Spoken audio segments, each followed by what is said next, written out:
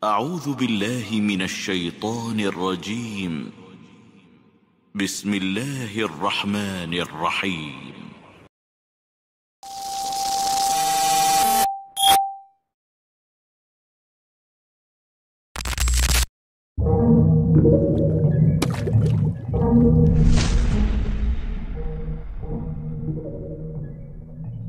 Bismillah, assalamualaikum warahmatullahi wabarakatuh. Alhamdulillah, salatu wassalamu ala rasulillah wa ala alihi wa sahbihi wa sallama taslima. Nah, melanjutkan kembali tafsir surah Al-Alaq, di mana di ayat pertama hingga ayat kelima ini adalah ayat-ayat yang pertama kali turun kepada baginda Muhammad sallallahu alaihi wasallam, yang isinya memerintahkan untuk senantiasa belajar dan terus belajar.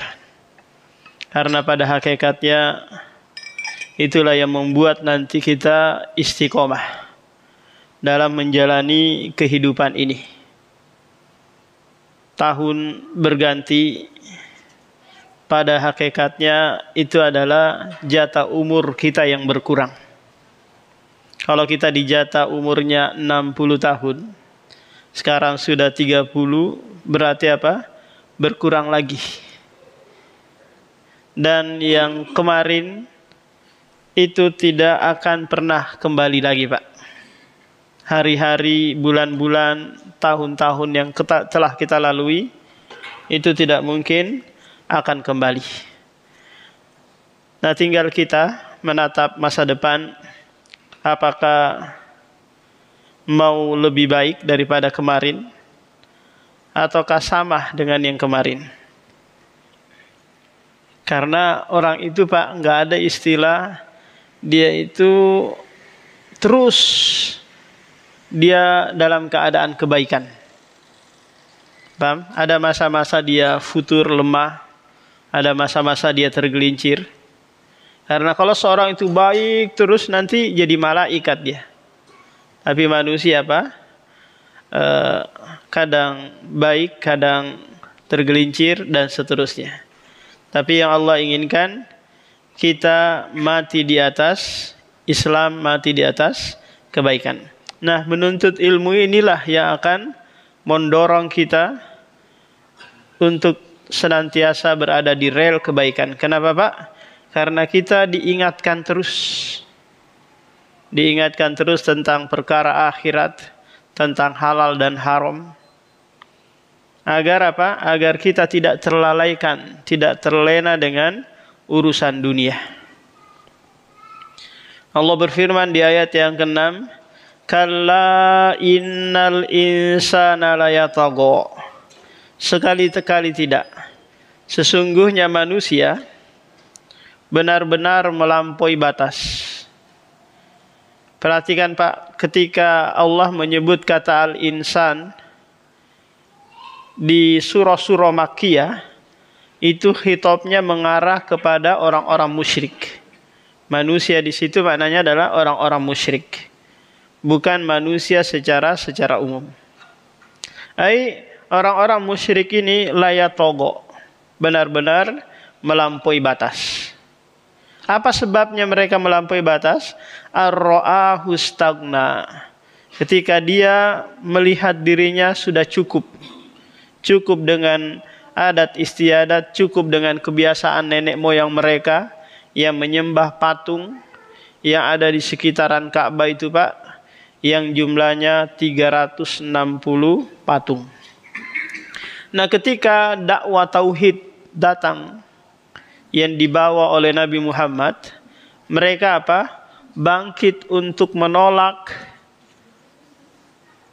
membujuk setiap orang yang datang agar tidak mendengarkan si Muhammad ini yang menyerukan la ilaha illallah. Karena makna la ilaha illallah itu, Pak, menafikan seluruh sesembahan yang batil kecuali Allah Subhanahu wa taala. Ini dipahami betul oleh mereka. Sampai Allah mengabadikan ucapan mereka, Pak, di dalam Al-Quran. Apakah orang yang gila ini mau menjadikan Tuhan yang banyak ini hanya Tuhan satu? Ini adalah sesuatu yang mustahil, kata mereka. Akhirnya apa? Bangkit mereka untuk berusaha menindas, berusaha untuk mengusir Nabi Muhammad dan pengikutnya. Inna ila rabbikar rujaa. Sesungguhnya ar-rujaa, rujaa ini adalah kembali. Manusia, si mukminnya kah atau si kafirnya kah, si musyriknya kah, semuanya akan kembali kepada Allah Subhanahu wa taala untuk mempertanggungjawabkan apa yang dia lakukan di dunia. Disebutkan dalam surah Al-Insyiqaq itu, Pak. Ya ayyuhal insanu innaka kadihun ila rabbika kadham famulaki. Wahai manusia, sesungguhnya kalian berusaha keras untuk menjumpai Rabb kalian. Mau tidak mau, sadar atau tidak, Pak, kita akan berujung pada pertemuan Rabb kita, yaitu Allah Subhanahu wa taala. Jadi akidah Islamiyah, akidah Islam, Pak, meyakini bahwa kita setelah meninggal dunia kemudian istirahat di alam barzah, menanti hari kebangkitan, kemudian digiring menuju padang mahsyar. Ini adalah rojaah. Paham? Beda dengan rojaah yang diyakini oleh orang Hindu, oleh orang Buddha. Rojaah yang mereka yakini itu, Pak, bahwa setelah kematian nanti ada kehidupan lagi kembali ke dunia. Paham? Yang kehidupan pertamanya mungkin dia miskin, pemulung. Nanti kehidupan keduanya mereka berubah kondisi. Jadi kaya, mungkin jabatannya bagus. Apa istilahnya nih, Pak? Reinkarnasi ya?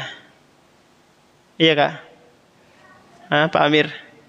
Reinkarnasi. Itu kehidupan kembali setelah apa? Kematian. Sementara Islam tidak meyakini hal tersebut. Paham? Ketika manusia itu meninggal dunia, Pak, jasad dan ruhnya masuk ke dalam liang lahat. Di situ ada barzakhun ila yaumi yub'atsun. Disitulah ada penghalang dia, yang tidak mungkin kembali lagi ke dunia jasad maupun ruh. Sehingga dari sini kita meyakini batilnya keyakinan orang awam itu, Pak, bahwa kalau ada orang meninggal, maka ruhnya itu masih bergentayangan di sekitaran rumahnya selama 40 hari. Paham? Masih mondar-mandir. Kalau nggak diselamatin, bahaya. Paham? Kalau nggak ditahlilin, bahaya. Ini keyakinan mereka yang menyelisih keyakinan Islam yang disebutkan di dalam Al-Quran. Jadi kalau sudah meninggal, jasad dan ruh itu tidak akan ke dunia lagi, Pak. Kalau kita pernah didatangi oleh orang tua dalam mimpi, paham? Datang orang tua kita, ibu kita kah atau bapak kita kah, Pak? Terus memimpikan sesuatu, nak, saya itu ada utang di tetangga sana, tolong bayarkan ya. Terus kita percaya ini, Pak, datanglah kita ke warung itu, nanya, Bu, benar nggak bapak saya ada utang di sini? Oh iya benar. Paham? Jangan percaya ibu antum yang datang itu, Pak. Yakin itu adalah jin yang mengetahui bahwa bapak antum pernah punya utang di situ. Paham? Nanti besok atau lusa dia datang lagi dalam mimpi kita, Pak, membawa lagi sesuatu yang itu menyelisihi apa yang diajarkan. Kita mudah lagi terpercaya. Bapak saya ngajarin wirid-wirid tertentu. Paham? Padahal itu adalah jin. Kasus Vina kemarin, Pak, yang dia dibunuh gitu. Kemudian lama kasusnya. Terus temannya dia dirasuki. Yang katanya arwahnya Vina yang merasukinya. Terus menceritakan kronologi kejadiannya, maka itu adalah jin, Pak, yang melakukan kerusakan. Melakukan kerusakan. Jadi kita meyakini bahwa ruja'a itu kembalinya kemana Pak? Kembalinya ke akhirat. Berawal dari apa? Dari alam barzah. Setelah itu menuju alam akhirat di padang mahsyar, kemudian nanti berujung neraka atau surga. Nah, di sini Allah menekankan inna ila rabbikar ruja, dengan dua penekanan bahwa manusia itu akan kembali. Silahkan kalian berbuat sesuka apa saja yang kalian lakukan, tapi semua kalian akan kembali menjumpai Rabb kalian. Ara'aital ladzi yanha 'abdan idza shalla. Bagaimana menurutmu wahai Muhammad terhadap orang yang melarang? Orang di sini yang dimaksud adalah Abu Jahal, Pak. Abu Jahal ini namanya adalah Amru ibnu Hisham al-Makhzumi. Dulu Abu Jahal ini dikenal dengan Abul Hakam karena ide-idenya yang cemerlang, Pak. Sekaligus dia teman main Rasulullah semasa kecilnya. Ketika di perang Badar, Rasulullah menyuruh karena orang musyrik ini kalah di perang Badar, Pak. Menyuruh mencari jasadnya Abu Jahal yang tewas di perang Badar. Kata Rasulullah, cari jasadnya Abu Jahal. Kalau kalian tidak tahu jasadnya Abu Jahal, lihat ada bekas luka di lututnya. Dulu waktu aku masih kecil berkunjung ke rumah Abdullah Al-Jad'an, bertamu karena dia adalah orang yang sangat dermawan. Aku dorong dia, terus dia jatuh, ada bekas lukanya. Dia teman kecilnya Abu Jahal. Nah, ketika dewasa, Pak, Abu Jahal ini ternyata hasad kepada Rasulullah. Tapi dia memiliki keistimewaan, yaitu punya ide-ide yang cemerlang. Ide toleransi yang kebablasan itu, Pak, itu idenya Abu Jahal. Yang nanti disebutkan di surah Al-Kafirun. Di mana Abu Jahal mengusulkan kepada Rasulullah untuk Untuk setahun-setahun aja ibadahnya, ganti-gantian. Udahlah Muhammad, kita beribadah ke Tuhanmu setahun. Nanti kamu balik lagi menyembah Tuhan kami setahun. Ini toleransi yang kebablasan. Sama kayak kemarin, Pak, pas Natalan atau Tahun Baru, sudahlah. Saya ucapkan selamat Idul Fitri, nanti kamu balas kami selamat Natal atau selamat Tahun Baru. Ini toleransi. Tapi yang toleransi kebablasan. Paham? Karena kita tidak boleh mengucapkan selamat kepada mereka yang meyakini Allah memiliki anak. Akhirnya Allah turunkan kul ya ayyuhal kafirun la a'budu ma ta'budun. Katakan kepada orang-orang kafir itu, aku tidak menyembah apa yang kalian sembah selama-lamanya. Nah, si Abu Jahal ini berusaha menghalang-halangi Muhammad sholat di depan Ka'bah, Pak. Kenapa? Karena dia menganggap kalau si Muhammad ini sholat, itu menghalangi orang-orang menuju patung-patung. Akhirnya dia bersumpah wallata wal uzzah, demi Lata dan Uzza, nama sesembahan mereka. Kalau aku melihat lagi si Muhammad ini menggosok-gosokkan jidatnya di tanah, maksudnya sujud, niscaya aku akan injak batang lehernya. Paham? Aku injak batang lehernya. Ini ancaman Abu Jahal kepada Muhammad. Akhirnya ditunggu-tunggulah kapan si Muhammad ini datang sholat di depan Ka'bah, kasih tahu ke Abu Jahal. Tiba-tiba, Pak, disampaikan bahwa Rasulullah sedang sujud nih di depan Ka'bah. Datanglah Abu Jahal ke sana, ingin menginjak batang leher Nabi Muhammad yang sedang sujud ini. Lantas dia tidak bisa melakukannya, sampai terdorong-dorong gitu. Ternyata Abu Jahal ditanya, kenapa Abu Jahal kamu nggak bisa melakukannya? Saya melihat di antara aku dan Muhammad ada apa namanya? Ada api. Api yang menghalangi. Terus banyak kayak malaikat yang memiliki sayap. Kemudian kata Rasulullah, seandainya Abu Jahal melakukan yang dia katakan itu, niscaya malaikat akan memotong-motong badannya. Abdan idza shalla, yaitu hamba apabila dia salat. Yang dimaksud di sini adalah Nabi Muhammad. Jadi Nabi Muhammad ini Pak sering sekali di dalam Al-Qur'an itu disebut dengan abdan. Karena ternyata ini adalah gelar yang tertinggi bagi manusia. Yaitu apa? Abdullah, hamba Allah. Allah sebutkan di surah Al-Furqan, di surah Al-Isra. Subhanalladzi asra bi abdihi. Maha suci dia yang telah memperjalankan hambanya. Siapa? Muhammad. Kenapa? Karena menghambakan diri kepada Allah ini adalah makom yang tertinggi, Pak. Sekaligus menepis dari dirinya penghambaan diri terhadap dunia. Ara'aita in kana 'alal huda. Bagaimana menurutmu jika hamba yang dilarang salat, dilarang sujud itu adalah berada di atas petunjuk? Siapa itu? Muhammad sallallahu alaihi wasallam.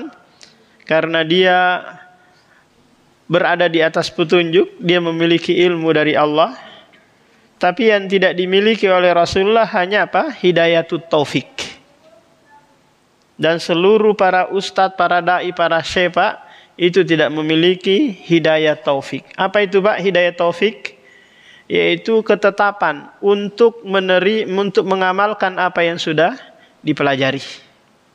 Ini butuh apa? Butuh hidayah taufik. Banyak hal yang kita tahu Pak, tapi untuk melakukannya sangat berat.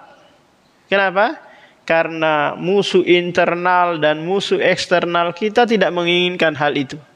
Hawa nafsu kita mendorong kita untuk berbuat keburukan. Belum lagi bisikan syaitan. Au amara bittaqwa, atau dia senantiasa memerintahkan ketakwaan. Yaitu Rasulullah senantiasa mengajak umatnya untuk melakukan amalan-amalan ketakwaan. Di mana kita telah ketahui bahwa takwa itu adalah sesuatu yang menghalangi seseorang agar tidak terjerumus. Dia adalah asal katanya itu Pak wikoyah, penghalang. Di mana Abu Hurairah pernah menggambarkan tentang takwa itu Pak seperti seseorang yang sedang berjalan di tengah hutan, di mana hutan itu banyak duri, banyak ranjaunya. Kira-kira apa yang kita lakukan Pak? Apakah kita berani sembrono gitu? Sikat semuanya. Pasti kita akan berhati-hati dalam melangkah. Kenapa? Karena kita tahu nih ada bahaya yang akan mengenai kita. Begitulah hakikat seorang yang bertakwa Pak. Setiap langkah dan ucapannya, perbuatannya itu dia perhitungkan. Ini memudaratkan enggak ya? Ini memberikan manfaat enggak ya kalau saya ucapkan gini? Kalau saya pasang status kayak gini? Saya melakukan ini, saya ada bahaya enggak? Senantiasa apa? Dia pikirkan. Itulah sejatinya hakikat orang yang bertakwa. Ara'aita in kadzdzaba wa tawalla. Bagaimana menurutmu jika dia si Abu Jahal ini kadzdzaba, mendustakan dan berpaling. Kadzdzaba, mendustakan setelah disampaikan, dan berpaling berusaha menentang. Ini apa Pak? Tawallah. Ada lagi satu, talaha. Talaha ini dia mendengar tapi sibuk dengan urusan yang lain. Paham? Dia dibacakan, dia dengar, tapi pikirannya kemana-mana. Ini namanya apa? Talaha. Alam ya'lam bi annallaha yara. Tidakkah dia tahu bahwa Allah melihat? Melihat apa ini, Pak? Melihat apa yang dia lakukan. Karena yara di sini adalah ru'ya yang bermakna tahdid, ancaman. Allah mengancam Abu Jahal yang telah berlaku sewenang-wenang terhadap hamba-hambanya. Kalla la illam yantahi lanasfa'an bin nasiyah nasiyatin kadzibatin khati'ah. Sekali-kali tidak. Seandainya dia tidak berhenti dalam perbuatannya itu, maka kami akan tarik ubun-ubunnya. Ubun-ubun kita itu, Pak, ada di atas sini, yang kalau kita mau lihat jelas ketika ada bayi yang baru lahir, Pak. Paham? Ada yang gerak-gerak itu di sini. Nah, itulah ubun-ubun. Ini ancaman Allah Subhanahu wa taala kepada Abu Jahal. Kalau dia mau terus seperti itu sampai benar-benar dia menganiaya Rasulullah, maka dia akan mendapatkan balasannya, yaitu nasiyatin kadzibatin khati'ah. Ubun-ubun orang yang berdusta lagi melakukan kesalahan. Ini pelajaran besar bagi kita, Pak, bahwa orang muslim, orang mukmin, apalagi mereka yang menyampaikan dakwah, pasti akan ditolong oleh Allah Subhanahu wa taala. Dan pasti ada musuhnya. Paham? Pasti banyak orang yang enggak senang. Karena setan-setan dari kalangan manusia banyak yang tidak menyenangi apa? Menyenangi al-haq. Falyad'u nadiyah, maka hendaklah dia menyeru Nadia. Nadia ini maksudnya adalah penolongnya dari kalangan orang musyrik yang membela si Abu Jahal ini. Sanad'u zabaniyah, niscaya kami juga akan memanggil malaikat zabaniyah, yaitu penjaga neraka jahanam. Kalla la tuti'hu, sekali-kali tidak. La tuti'hu, jangan engkau taati dia. Taati si Abu Jahal. Wasjud waqtarib, senantiasalah sujud dan pasti engkau akan dekat kepada Allah Subhanahu wa taala. Nah, di sini di ayat terakhir ini Allah memerintahkan kita, Pak, senantiasa sujud kepada Allah Subhanahu wa taala. Nah, dengan perbuatan kita itu ternyata itulah yang posisi yang paling dekat kita kepada Allah. Rasulullah menyebutkan dalam sebuah hadisnya bahwa aqrabu ma yakunu abdi, posisi hamba paling dekat kepada Allah Subhanahu wa taala adalah ketika dia sujud. Maka kata Rasulullah, fa'aksirud du'a, perbanyaklah doa di dalam sujud. Coba bayangkan, Pak, kita sujud itu kan anggota tubuh kita yang paling terhormat itu kita letakkan di tanah, di bumi. Terus yang naik pantat kita. Paham? Posisi yang istilahnya benar-benar hamba itu sujud kepada Allah Subhanahu wa taala. Maka disinilah posisi kita yang paling dekat kepada Allah. Maka manfaatkan untuk apa, Pak? Memperbanyak doa. Tapi perlu kita melihat antara maslahat dan mudarat, Pak, ketika kita memperlama sujud. Kalau sekiranya kita sholat sendirian, silahkan. Mau sujudnya 1 jam silahkan, atau 2 jam. Paham? Tapi yang menjadi masalah kalau Anda jadi imam, kalau sujudnya lama-lama, kasihan di belakang, apalagi yang sudah pensiunan itu, ngos-ngosan. Apalagi yang badannya agak gendut Pak. Kalau sujud lama itu nggak bisa, nggak tahan. Maka mura'atu halil makmum itu perlu diperhatikan. Melihat kondisi makmum harus diperhatikan oleh imam. Tapi tidak boleh mengkhususkan lama di sujud terakhir Pak. Paham? Tidak boleh mengkhususkan. Karena kadang ada imam, dia mengkhususkan di sujud terakhirnya dia lama-lamain. Paham? Dia lama-lamain. Nah sementara Rasulullah itu kata para sahabat, ruku berdiri dan sujudnya qoriban minas sawa. Sama. Nah, maksudnya apa ini? Kalau mau sujudnya 1 menit, ya sudah 1 menit semua di setiap rakaat. Atau mau 2 menit semuanya sama. Jangan ada dikhususkan di rakaat terakhir saja sujud lama. Nah, Mbak, kalau mau ya dari awal. Biar apa? Biar tidak mengkhususkan di sujud terakhir. Nah lantas apa? Doa apa yang kita baca di sujud terakhir? Maka perbanyak doa. Meskipun itu dengan apa Pak? Dengan bahasa Indonesia. Paham? Kita meminta gitu. Karena judulnya ini adalah doa. Atau mungkin yang datang dari Al-Quran. Rabbana atina fid dunya itu datang dari Al-Quran. Rabbana la tuzigh qulubana ini datang dari Al-Quran.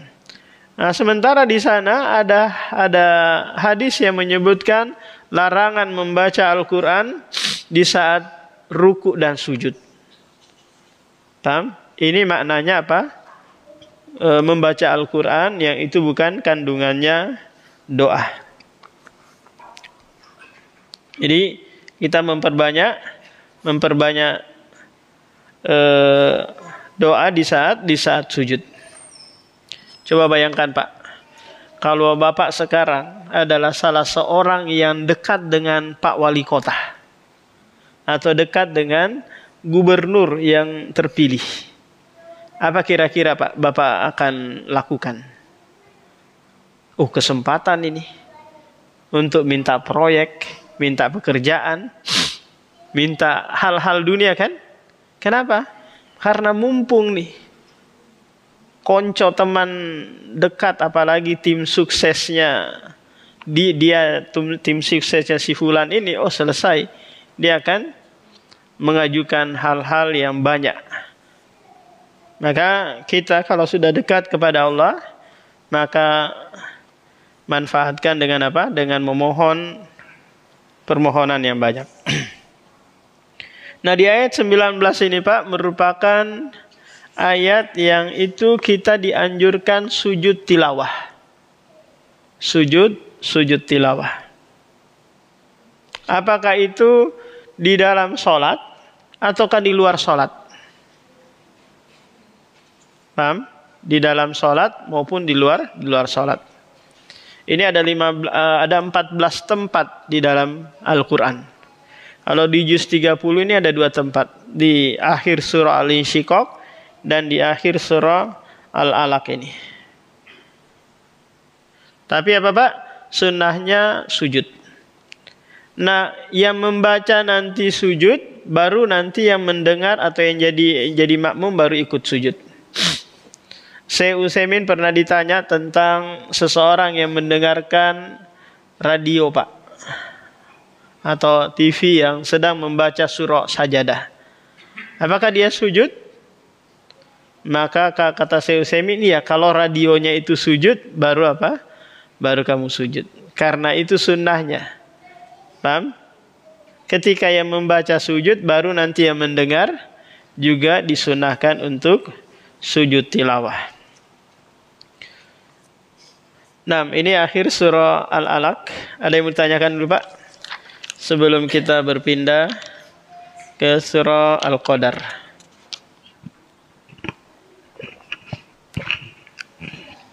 Assalamualaikum warahmatullahi wabarakatuh. Yang saya mau tanyakan Pak Ustaz mengenai sujud tadi. Kalau kita sholat sendirian sholat sunnah, supaya tidak terfokus di akhir sujud kita sujud lama-lama, bolehkah kita dari awal sudah mulai sujud lama-lama dari rakaat pertama sampai kedua? Iya. Supaya sama begitu. Iya, boleh Pak. Nah, memang dari awal sujud lama, maka nanti di rakaat kedua sujud seperti itu juga. Biar sesuai sunnah. Kalau mengkhususkan di rakaat di sujud terakhir, maka ini enggak sesuai sunnah.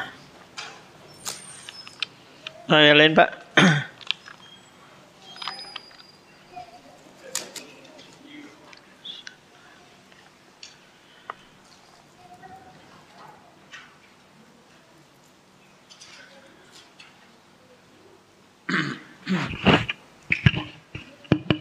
Bismillah, Assalamualaikum warahmatullahi wabarakatuh.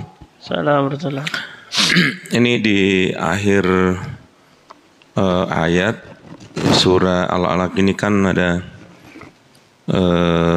sujud tilawah. Kalau sujud tilawah itu kan dari berdiri langsung sujud. Nah, ini kan sudah berakhir surat. Iya. Bagaimana itu anunya? Nah, kalau sekiranya ini di akhir surah dia sujud lagi, dia sujud gitu Pak, kemudian bangkit. Kalau dia mau lanjut baca surah silahkan, atau langsung sujud ke bawah lagi, itu, paham? Kalau dia mau lanjut ke surah-surah yang lain nggak apa-apa. Tapi kalau sekiranya mau dia stopkan juga nggak apa-apa, langsung dia turun lagi sujud. Berarti bisa disambulai dengan surah lain itu? Iya bisa.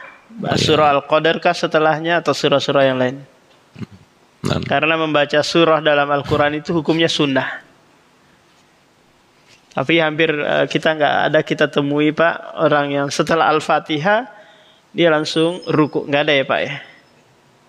Mungkin karena bingung saking banyaknya hafalan, akhirnya udah langsung ini waladdallin, langsung turun Allahu Akbar.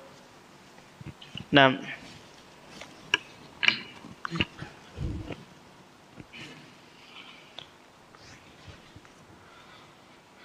kita beralih ke surah Al-Qadar. Allah Subhanahu wa taala berfirman, "Inna anzalnahu fi lailatul qadar." Sesungguhnya kami menurunkan dia. Dia ini apa? Dia ini adalah Al-Qur'an Al-Karim.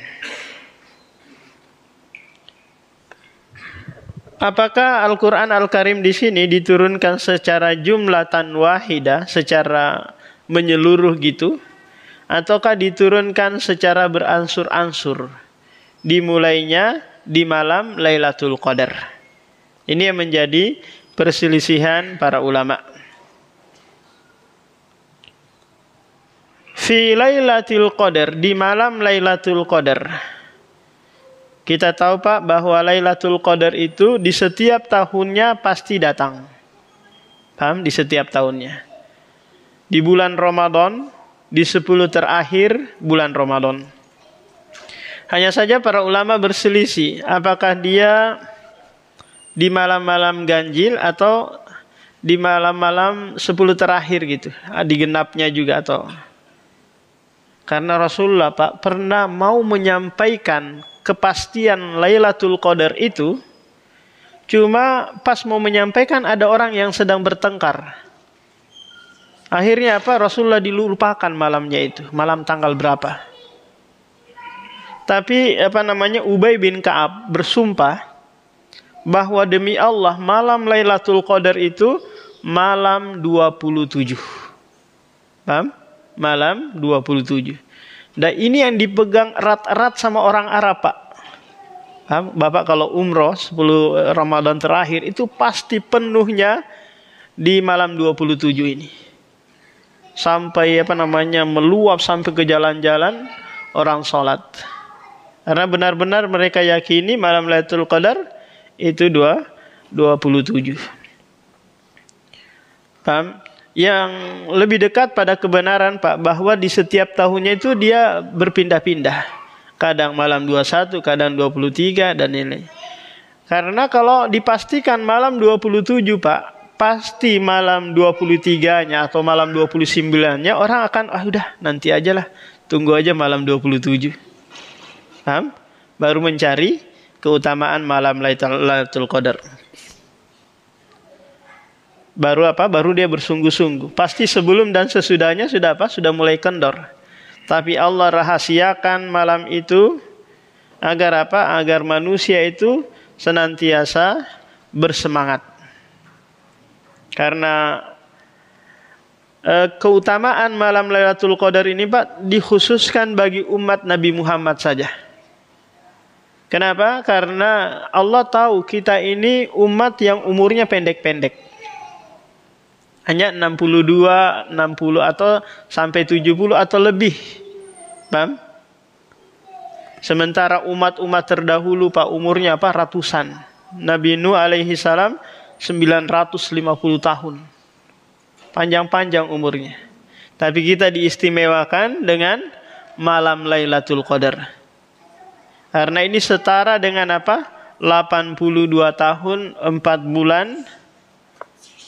Jika kita melakukan satu sholat, satu amalan di situ di malam itu, maka terhitung seperti apa? 1000 bulan. Kita sholatkah, sedekahkah? Bagaimana dengan berbuat maksiat? Maka enggak. Paham? Berbuat maksiat enggak dikali 82 tahun. Nah, terlebih lagi bagi mereka Pak yang menghususkan dirinya beribadah di malam-malam tersebut. Maka pasti lebih banyak lagi apa Pak? Keutamaan yang dia peroleh. Tapi intinya, Anda jika ingin mau mendapatkan malam Lailatul Qadar, Anda persiapkan diri. Meskipun nanti Anda di kantor atau di tempat kerja atau di mana gitu, tapi hati Anda menanti kedatangan malam Lailatul Qadar, maka Anda mendapatkannya. Gambarannya Pak, kalau dikabarkan bahwa malam ini Presiden Prabowo akan turun di bandara, orang yang senang akan menyambutnya Pak ya, meskipun tidak hadir di bandara. Orang yang nggak senang dengan Pak Prabowo, cuek, nggak urus. Maka dia nggak mendapatkan keutamaan dari Pak Prabowo, mungkin diajak selfie atau dikasih amplop atau dikasih kaos. Nggak dia dapat keutamaan. Kenapa? Karena memang dia nggak siap menanti kedatangan tamu yang mulia, yaitu Lailatul Qadar. Jadi apa makna Lailatul Qadar ini Pak? Ulama kita menjelaskan bahwa Lailatul Qadar itu di mana turun di situ takdir sanawiyah, takdir pengaturan setahun ke depan tentang alam semesta, manusianya dan yang lainnya. Paham? Karena ada takdir yang memang sudah tertulis di Lauhul Mahfuz, ada memang takdir yang sudah tertulis di saat kita berada di dalam janin ibu kita, di dalam rahim ibu kita Pak. Dan ada juga takdir apa? Sanawiyah, tahunan. Paham? Apa yang akan terjadi nanti ke depan, setahun ke depan, di situ diturunkan di malam Lailatul Qadar. Jadi takdir tahunan. Apa itu qadar Pak? Qadar itu adalah sirrullah, rahasia Allah Subhanahu wa taala terhadap baik dan buruknya kita. Kalau itu adalah sesuatu yang dirahasiakan, maka mungkin nggak kira-kira kita tanyakan Pak? Mungkin kira-kira? Nggak mungkin. Contoh, Pak Amir ada rahasianya. Saya nggak mungkin saya kepo sama Pak Amir. Pak Amir gimana sih? Nanya-nanya, ngungkit-ngungkit Pak Amir ini agar dia apa? Mengungkap rahasianya. Ini kurang adab kan ya? Bapak, kalau sekiranya Allah menakdirkan sesuatu, maka jangan banyak tanya. Karena itu nanti berujung pada ingkarul qadar, mengingkari takdir. Kenapa ya saya dikenain terus kayak gini, musibah, rezeki sempit sekarang, anak-anak kadang ini, kenapa ya? Paham? Jangan banyak tanya. Karena af'alullah, perbuatan Allah, la yus'al, tidak ditanya. Kenapa? Karena kita ini semua milik Allah, terserah dia mau ngapain kepada kita. Tapi ingat bahwa takdir Allah semuanya terkandung hikmah yang baligo, yang bijaksana, yang itu maslahat buat kita, Pak. Apa yang Allah takdirkan itu adalah pilihan yang terbaik buat kita. Terkadang kita mencita-citakan sesuatu, paham? Yang itu kita anggap baik dalam kehidupan kita, Pak, ternyata itu tidak baik bagi kita. Paham? Kata Al-Hasan bin Ali bin Abi Thalib, manittakala ila husni ikhtiyarillahi lahu lam yatamanna syai'ah. Barang siapa yang bersandar kepada pilihan Allah yang terbaik untuknya, niscaya tidak pernah dia berangan-angan sesuatu. Oh, kira-kira nggak boleh nggak Ustadz? Kalau gitu nggak boleh dong kita bercita-cita. Boleh saja, silahkan bercita-cita. Tapi semua akan berujung pada apa? Pilihan Allah yang terbaik bagi Anda. Itulah apa, Pak? Takdir. Takdir Allah terhadap al-kaun, alam semesta ini. Manusianya kah, gunungnya kah, anginnya, cuacanya, semuanya diatur dengan pengaturan Allah Subhanahu wa taala. Wa ma adraka ma Lailatul Qadar. Tahukah kamu apa itu malam Lailatul Qadar? Lailatul Qadri khairum min alfi syahr. Lebih baik daripada 1000 bulan. Kita tahu, Pak, bahwa dalam 1 tahun itu 12 bulan. Paham? Kalau 80 berarti 960 bulan. Kalau ditambah lagi 2 tahun sama dengan 24 bulan. Berarti 84 bulan. 900. Benar nggak, Pak, kira-kira? Coba bagi dulu, Pak Amir. 1000 bulan dibagi 12. 82 4 bulan ya. 82 tahun 4 bulan. 1000 bagi 12. 83 ya. Iya, 83 lebih. Itu apa, Pak? 1000 bulan. Apa maknanya ini? Jika kita melakukan kebajikan-kebajikan di dalam itu, maka dikali apa? 1000 bulan. Apapun gitu ya, sedekahkah, sholatkah, zikirkah, itu semuanya dilipat gandakan. Tanazzalul malaikatu warruhu fiha biidni rabbihim min kulli amr. Di mana di malam itu, Pak, malaikat-malaikat dan ruh ini adalah Jibril, turun memenuhi langit dunia. Dengan apa? Dengan izin Rabb mereka. Salamun hiya hatta matla'il fajr. Pada malam itu keselamatan hingga apa? Terbit fajar sodik, yaitu waktu sholat subuh. Adapun tanda-tandanya, Pak, apakah besoknya nggak terlalu panas, nggak terlalu dingin, ini tanda-tanda yang tidak bisa dijadikan patokan. Tidak bisa dijadikan patokan. Paham? Atau besoknya gerimis-gerimis, nggak juga. Karena malam itu adalah malam yang dirahasiakan. Nah, demikian. Ada yang ditanyakan, Pak? Tentang surah Al-Qadar ini.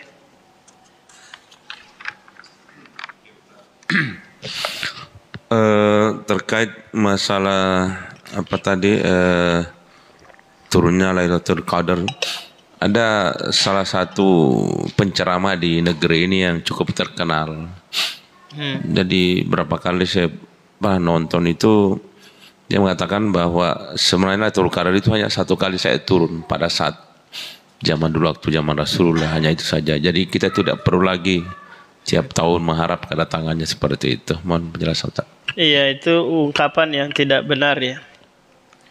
Karena di sini di ayat ini saja Pak, itu Allah Subhanahu wa taala menyebutkan Lailatul Qadar dengan dengan menggunakan fiil mudhari.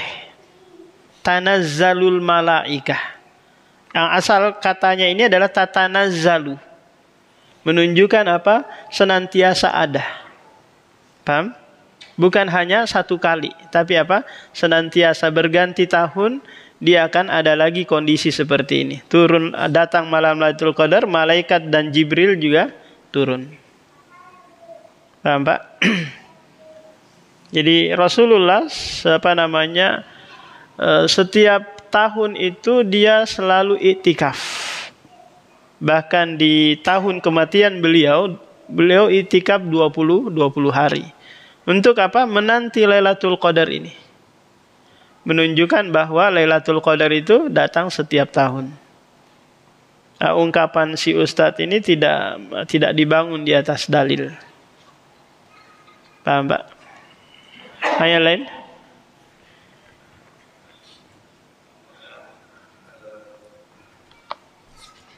Apakah Lailatul Qadar turun hanya di masjid, Ustaz? Oh enggak, tadi kita sudah sebutkan Pak, bahwa saya mungkin harus ada kegiatan ibadah yang harus kita lakukan supaya kita bisa dapat ibadah dulu baru kita dapat gitu, atau mungkin dalam kondisi tertentu tanpa diduga kita memperolehnya gitu. Iya. Karena tadi kita sebutkan bahwa berarti orang yang ada di masjid berarti lebih banyak mendapatkan keutamaan dibandingkan mereka yang di luar gitu. Cuma masalah apa? Masalah dia mau menanti nggak kehadiran kedatangannya gitu. Paham? Ada orang yang cuek nggak urus, maka orang ini nggak dapat keutamaan. Ada orang memang sudah siap hatinya menanti tamu yang mulia. Meskipun tidak di masjid, di luar mungkin atau sedang tugas mungkin piket dan lain-lainnya, tapi hatinya menanti malam-malam itu. Nah, demikian Pak. Subhanakallahumma wa bihamdika.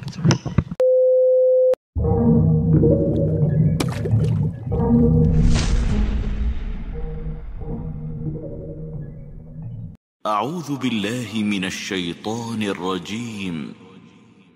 بسم الله الرحمن الرحيم.